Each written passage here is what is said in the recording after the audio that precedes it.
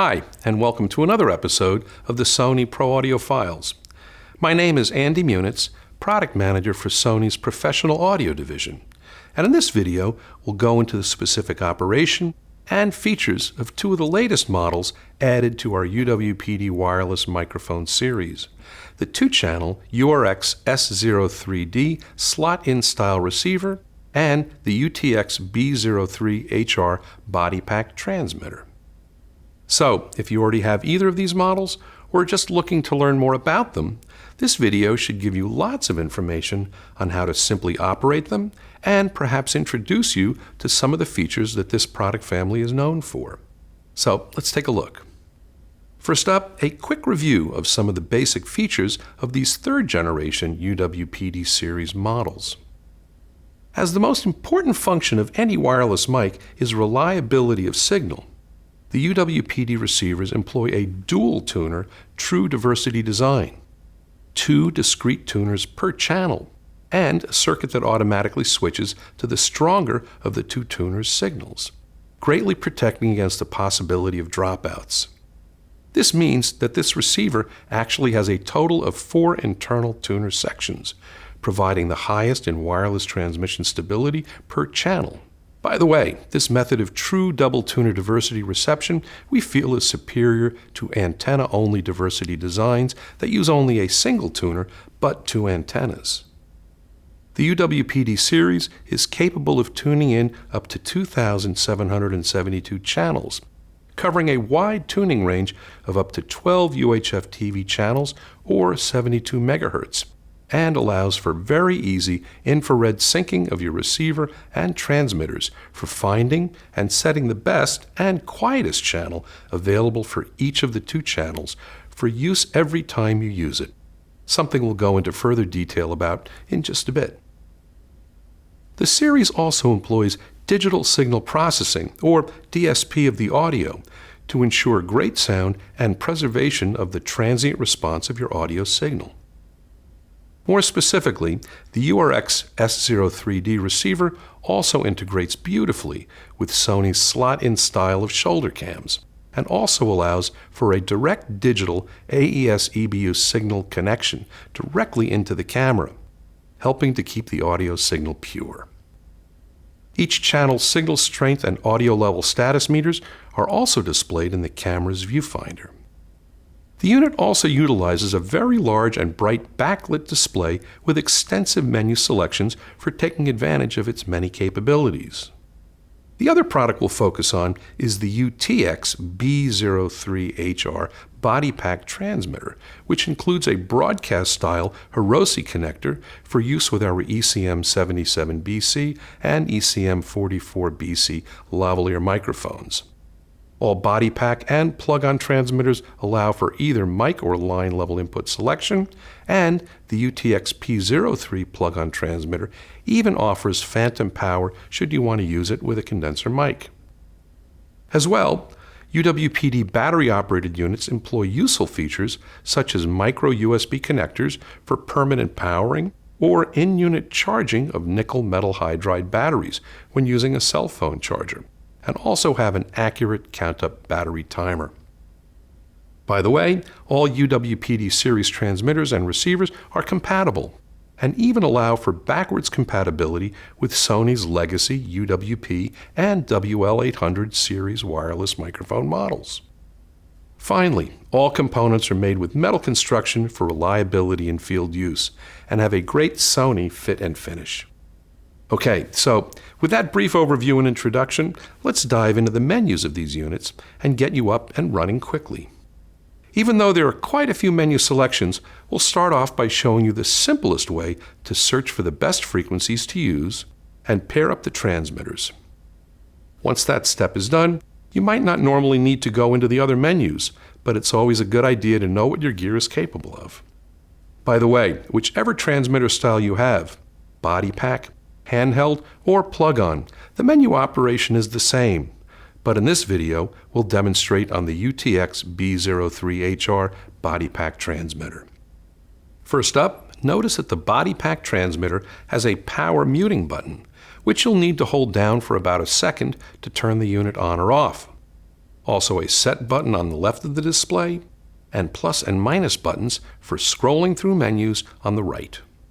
Holding down the Set button briefly chooses that menu for modification, and the Set button also locks in your menu choice. On the URX S03D slot-in tuner, there are independent channel power switches for each channel, so that only one needs to be powered on if you only need one channel. As well, a brief look at the receiver's display area shows the following. The upper menu button will select between three main submenus: Channel Overview and Utility menu, Receiver Channel 1, and Receiver Channel 2. The Set and Plus Minus buttons will be used for navigating the choices in each of these submenus. Also, notice the little round infrared window that is located between the plus and minus button. When syncing up a transmitter with each receiver's channel when scanning for a clear channel to use, the transmitter's infrared window needs to initially be facing this small window for them to properly communicate with each other. After powering on both channels of the receiver, the display initially shows an overview of both channels. This screen will show the audio level for each of the signals, the group and channel number, and the vertical signal strength meter for each of the diversity tuners per channel. By the way, we go into more detail on the topics of channels and groups in a separate video that I hope you'll have a chance to look at, entitled UWP-D and DWX Wireless Microphone Channels and Groups. But for now, notice that we're currently set to Group 00 and are operating within the UHF-TV 30 channel, and specifically on wireless mic channels 01 and 05 within that much larger UHF-TV channel 30's spectrum. For the purposes of this video, and for maybe following along with your own gear, you'll want to be in Group 00 on both channels. So, let's investigate the most common setting that you'll need to use most often: how to scan for the best available channels, and how to sync up your transmitters to match. As finding the quietest frequency available at each location you shoot is critical for ensuring your best wireless mic experience, it must be easy to do and remember. First, we'll change the sub-menu to look at only Receiver Channel 1 by hitting the menu button once. This screen gives us additional information about Channel 1, including the actual frequency that is being used, as well as whether the channel is listening to Diversity Tuner A or B. The fact that it switches often is a good thing, by the way, showing that the dual reception circuits are doing their job. Simply hit the minus button and bring up the Auto Set menu. Then hold down the Set button until the word Yes flashes, and then hit the Set button again to select Yes. Channel 1 will start scanning channels for the quietest available frequency, and in about 12 seconds will say Sync. If you then hold up the transmitter with its infrared window facing the receivers, the transmitter window will light up and say Sync with the word No flashing. On the transmitter, hit either the plus or minus button to change the word to Yes, and then hit the transmitter's Set button to lock in this choice. This procedure will set the receiver and transmitter to be on the same channel, and the receiver's signal strength meters should now look full and strong. By the way, the first couple of times you try this, the menu system might time out on you, but once familiar with this procedure, it'll become obvious and work fine. If the second receiver channel is needed, then leave the first channel's transmitter on, and repeat the process for Channel 2 and its transmitter. Channel 2's receiver will see Channel 1's transmitter when scanning, and skip over that frequency when it looks for another clear channel to use. This auto-set method is by far the easiest and most direct method of setting your wireless channels, and once understood will become second nature. Some of the other menus you'll want to know about in the slot-in receiver include the following. Band. You see, as mentioned earlier, the UWP-D series is capable of operating over a very wide bandwidth of available frequencies, up to 72 MHz or 12 UHF-TV channels to be exact. As these units operate within unused UHF-TV channels, ranging from TV channel 14 up through UHF-TV 51, you could have one of our packages in either the 14, 30, or 42 range, splitting this large frequency spectrum roughly into thirds. Now, if you have a 30-block system, it means that your system covers UHF-TV channels 30 through 41. The band menu that we're now looking at actually splits this range into further thirds, that of 30 to 33, 34 to 36, and 38 to 41. This helps keep full scan times manageable, amongst other things. Changing this band menu selection will determine which specific channel range your receiver will scan and operate in. Next is the clear scan menu, another method of scanning for quiet channels to use. Once selected with the Set button, it will flash a plus sign at you, suggesting that by hitting the plus button, you can likewise scroll through available found channels in order of their quality of choice for selection and pairing with the transmitter. This method can show you fairly easily which TV channels are available for use in your particular location, and can help in choosing a group to use for a larger multi-channel wireless setup. Sync. This will have the receiver manually send its current channel selection over to the transmitter via the infrared link. Compander mode. Cycling through the options here will allow for receiver compatibility with Sony's legacy UWP or WL800 transmitters.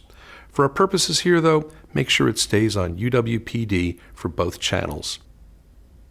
Active Scan is a scanning function that will look for any active UWP-D transmitters already in use in a particular group, allowing you to quickly choose to listen in to any of the transmitters in a multi-channel mic setup.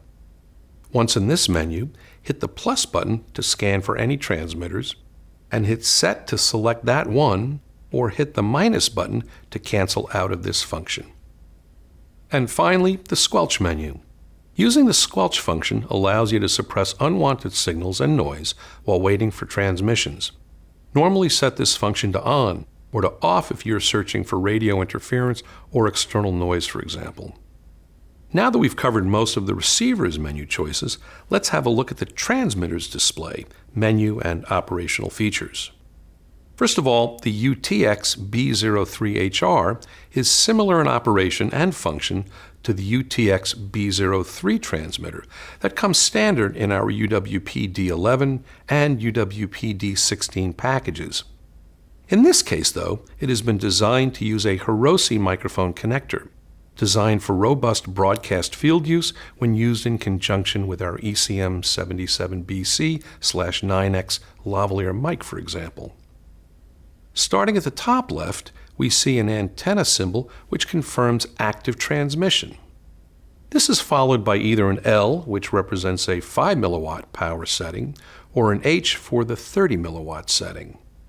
Next is the audio level meter, followed by an indication of whether the unit is set for either mic or line level input. Following that is the bar graph battery indicator.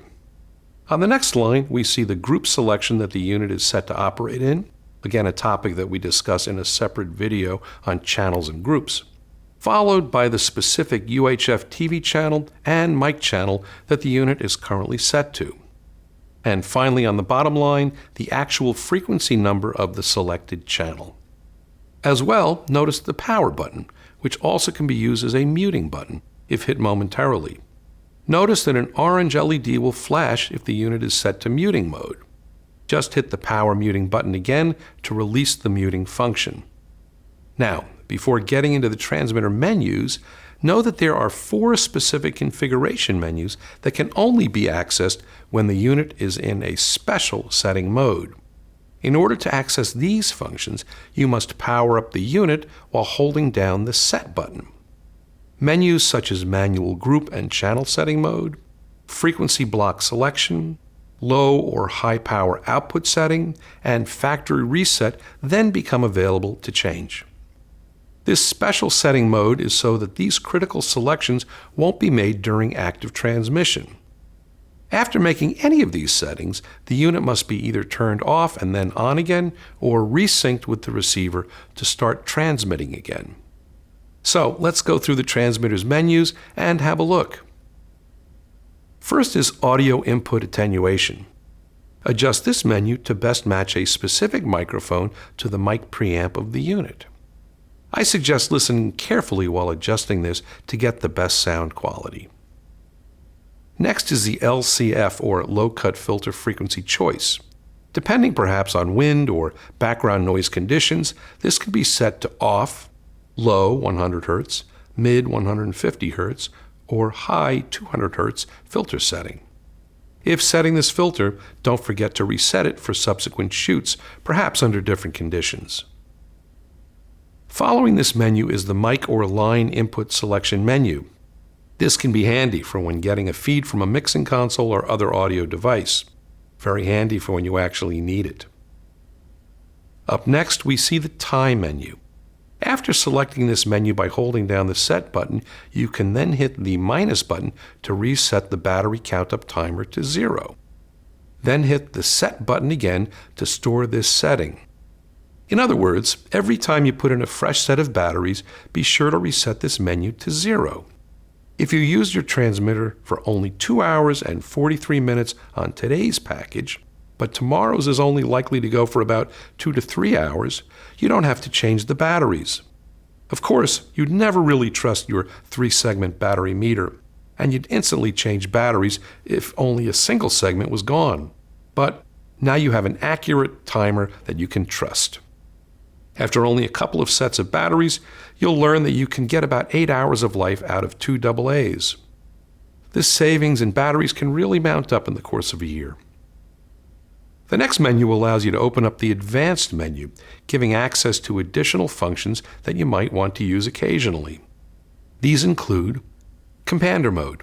Cycling through the options here, as with the receiver, will allow for compatibility with Sony's legacy wireless receivers, including past generation UWP and WL800 models. Again, for our purposes here though, make sure it stays set to UWP-D.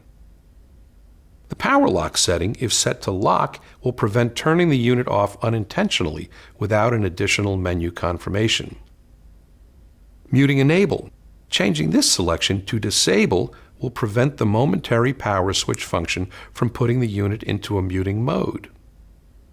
Next is phase. This allows for changing the audio phase of a connected microphone.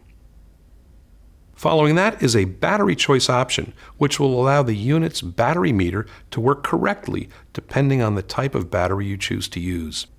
Type 1 is for alkaline batteries, Type 2 is for nickel metal hydride rechargeable batteries, and Type 3 is for lithium batteries.